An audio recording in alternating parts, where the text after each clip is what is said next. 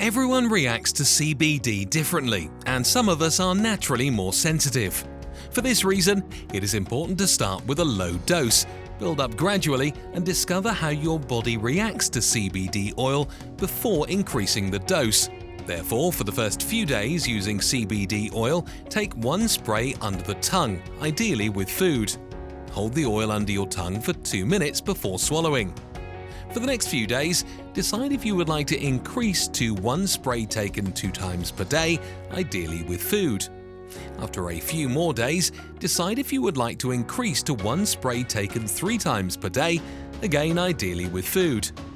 Continue to slowly increase the number of sprays over the following weeks until you reach a level that works for you. CBD is fat-soluble. That's a problem for us.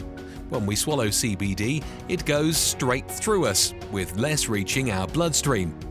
By holding the oil under our tongue, we have a direct route into our bloodstream. Some people realize the benefits from using CBD oil sooner than others, and no one-size-fits-all with CBD oil. Just take your time and be consistent with dosing. With thanks, the Love CBD team.